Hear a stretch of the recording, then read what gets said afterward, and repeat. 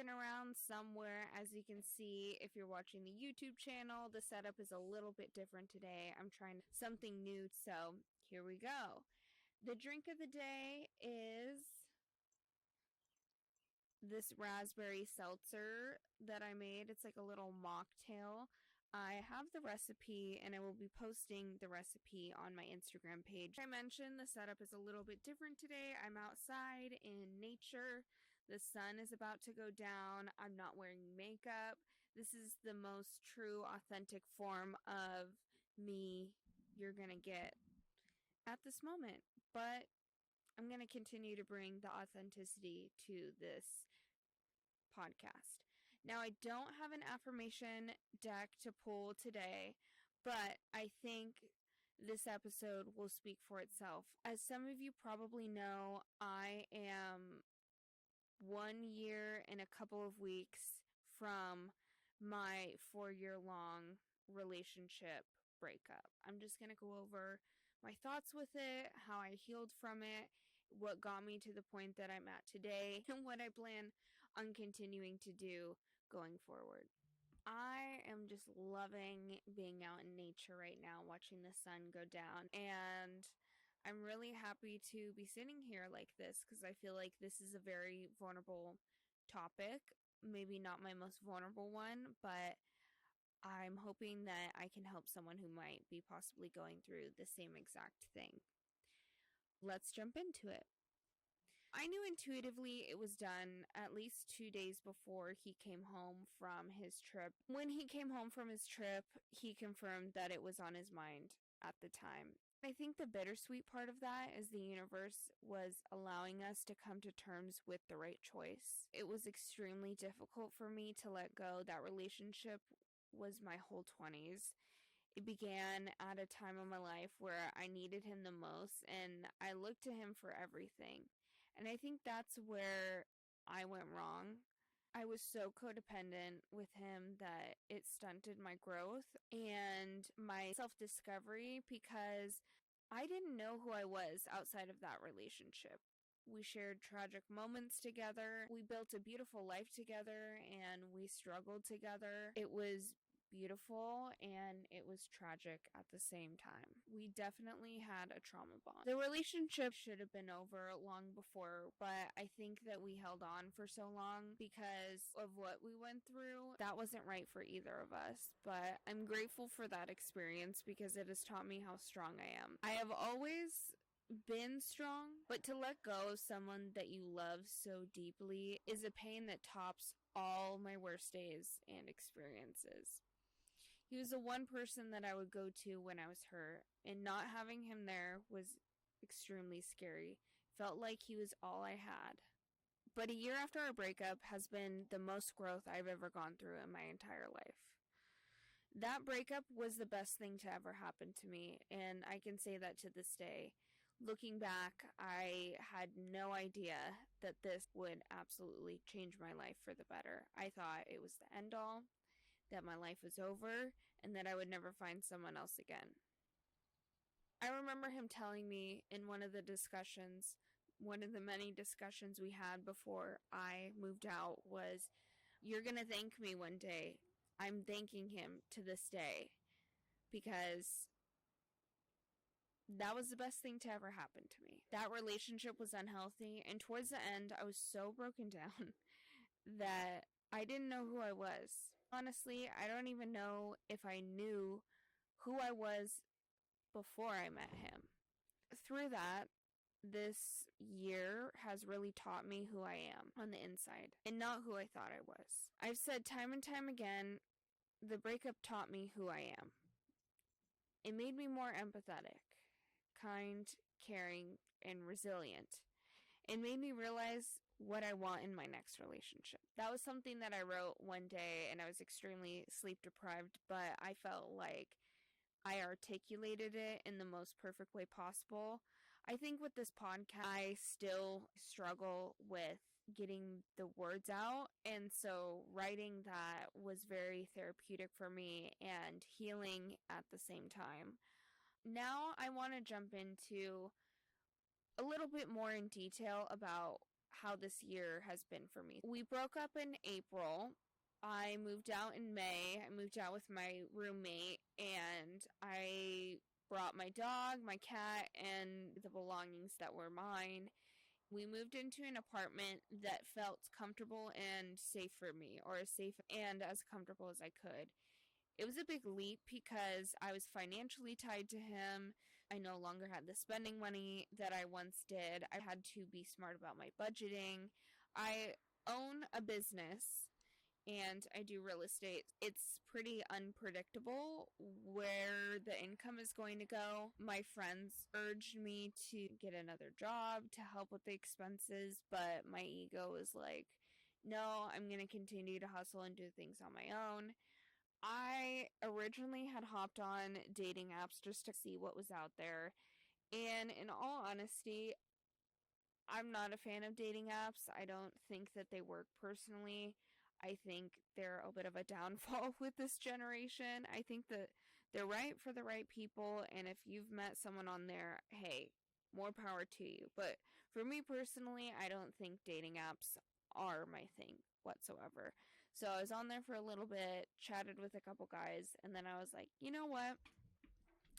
I'm dealing with a lot right now. I need to get off and just focus on myself. One thing that has been really big in my life and will always be really big in my life is working on manifestation, gratitude, my yoga practice. All those practices and then some have really been a big part of my healing process when it comes to things in my past or how I cope with a lot of my experiences. I think the reason why I latch on to that kind of stuff is because it's a form of therapy for me.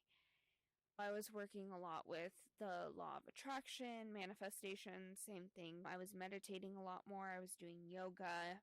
And then unfortunately in late May, I was just having a lot of issues with my body, which I'll go into in its own episode. That's its own episode in itself.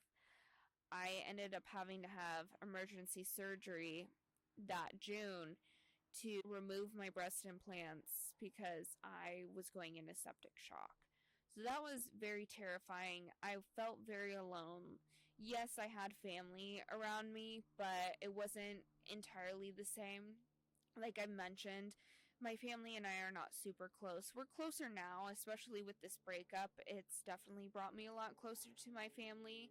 That's beside the point. I was just at a really low point in my life. I was extremely depressed. The one person that I would run to for all these things was not there for me. We pretty much went no contact. It was extremely hard because there were moments where I needed to talk to him, and I remember that day in specific, I did call him crying, and I was like, I need help with Enzo, and really, I just wanted him to be there and tell me everything is going to be okay. I did have moments of weakness where I really wanted to be with him still, and I would try to talk to him about it. He was dead set on us not being together, which I completely understand and I can respect now. But it was very hard because I was very codependent with him. So June and July, I had met this girl who I became really good friends with, and I'm still friends with to this day. She was going through something similar. She was getting out of a long-term relationship. I'm not going to go into detail about that relationship because it's not my story to tell, but if she wants to come on the podcast and talk about it, she's more than welcome to. I think her going through that experience with me was very healing for the both of us. I did start partying a lot more, going out to bars, trying to feel myself and figure out myself. And that's when I realized that I was struggling with my relationship with alcohol, which is part of the reason why I'm sober to this day, although it didn't take me up until March of 2023 this year to actually cut it cold turkey because I was still trying to figure out who I was and what was working for me and what wasn't working for me. So I got into the groove of seeing her every weekend, and I feel like in a way her and I became codependent and formed our own sort of trauma bond together because we were going through this crazy experience and we were relating a lot to one another with creating new routines for ourselves and creating new experiences for ourselves. I think that is exactly what I needed at the time because I felt like in that relationship I was pretty isolated from friends or making friends. I mean, we were going through the pandemic and I moved to a different state with him that only he knew people, and that was very difficult for me and made me very depressed in the relationship. And I think that was also one of the biggest issues that we had together. Anyways, moving forward to August time, him and I were talking a little bit, but eventually we went completely no contact, and honestly, I haven't talked to him since. When you are in such a long relationship, one, that's very, very, very hard to do, no contact, but I also think that that's exactly what you need to do when you're getting out of a relationship because it helps you fully detach from that person. Now, have I moved on entirely? I really don't think I have. I think there's still some moments where I'm like, damn, it could have been this way. But I'm finally to the point where I'm okay with everything that's happened. I'm grateful for everything that's happened. And I think I've grown so much as a person, and it's given me new perspectives on life. When I was in that relationship, I felt very constricted. And it wasn't because of him necessarily. It was my own fault. I wanted to be the perfect woman for him. I wanted to have this perfect, beautiful life of us getting married and having children. And with how our dynamic was, it just wasn't realistic whatsoever. Getting out of that relationship, now I know exactly what I want. And now I know exactly what type of man or whoever I'm going to end up with is going to be. I just want a partner that has a good heart at the end of the day. And I'm not saying that he didn't have a good heart, but I think that I put a lot of value on other things when I was with this person, and I shouldn't have. I mean, I would love to have a partner that's ambitious as well. Ambitious, good, caring, loving heart, someone who is well respected in every part of his life. So, a couple other things that I realized along the way that were working for me but don't work for me all the time. I was trying so hard to be this perfect appearing person, when in reality, I'm not perfect whatsoever. Nobody is perfect. The way that I was trying to present myself as perfect was constantly posting about every single thing that I was doing, constantly posting every single feeling. And every once in a while, I still do that, but I felt like it was more of a performance and I wasn't really developing into the person that I'm supposed to be. Another thing that I really found myself doing was trying to control every aspect of my life, and I was always a very controlling person in my last relationship because I felt out of control with my own self. And it wasn't like I was always super controlling about that other person, but I was controlling about stuff in our lives that involved him. And sometimes maybe I was controlling. I'm not gonna say I wasn't, but to this day, I still kind of struggle with control, although I've let go of appearing a certain way. I've let go of feeling like I have to perform. I mean, I'm showing up today, no makeup, and in a completely different area than I thought I would be in, podcasting wise. Off topic. let's go back to what I was saying about the things that weren't working for me. Another thing that wasn't working for me was routine. I just realized I'm not really a routine-based person. I like spontaneity. I mean, there are routines that I will not leave out daily, like waking up, brushing my teeth, washing my face. That's a routine that I stick to. And then walking the dog, drinking a bunch of water in the morning, and then waiting an hour and a half and having caffeine. Like, those are the routines that I stick to daily. But I don't stick to any workout routine necessarily. That's just what works for me. I do things now extremely intuitively. Now I'm going to jump into a couple of the questions that you guys asked me. I didn't get too many, and that's okay, because this page is still growing. So here, let's start with the first one. Why is it so hard to get back into your normal routine after a breakup? I think the reason why it's so hard to get back into your normal routine is because your routine usually revolves around another person in your life. And like I just had mentioned, I never really had a routine, and I still don't really have a routine, but I think the reason why it continues to be so hard is because you're still picturing yourself with that other person. I think the easiest way to get yourself back into your own routine is start doing things that make you feel good. Like for me, eating intuitively. I'll eat whatever the fuck I want when I want. If I'm craving something, I'll eat it. If I'm wanting to go to the gym, I'll go to the gym. If I'm wanting to go hang out with friends, I'll go hang out with friends. I think you just gotta find your way to creating that new routine without that other person. It's gonna be hard at first. I'll be the first one to tell you that. It's really fucking hard. But as the days go by and the more you remove yourself from that person, the easier it's going to get in your own routine. The next question, is it normal to feel unmotivated to jump back into the dating world after losing your one true love? I would just like to say, I don't think that you have one true love in this lifetime. It's kind of like soulmates. I think you have multiple true loves. I think you love each person that's in your life just a little bit differently.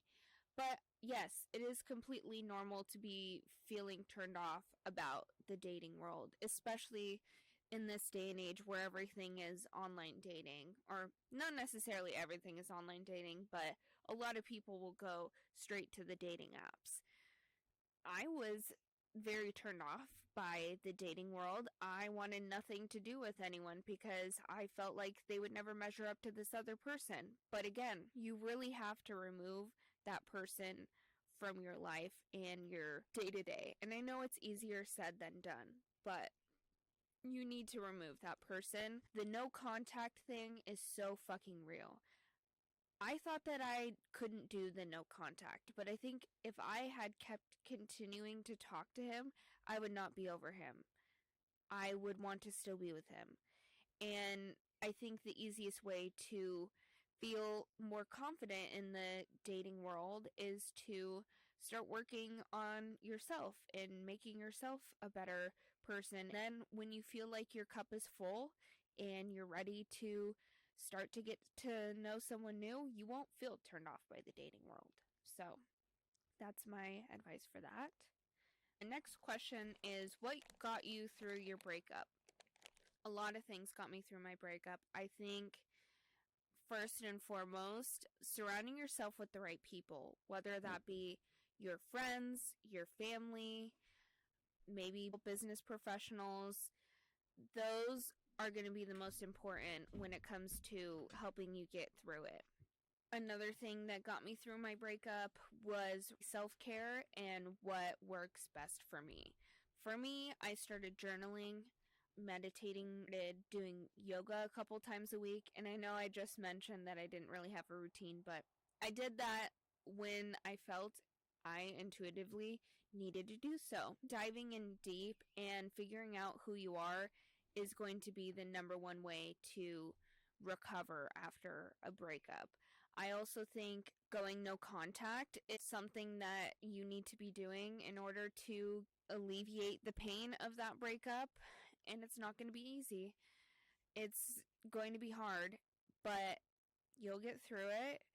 It might take some time. Be gentle with yourself, and nobody has the right to tell you how long it needs to take for you to heal, because no one knows how deeply you've loved that person, and nobody's in your body and nobody's in your head. I also really think that if you're comfortable and you're ready, maybe go talk to a therapist and see if there's other tools that they can give to you to use to help you get through it all. Last question is advice on how to not become so starch/codependent in relationships, new or old.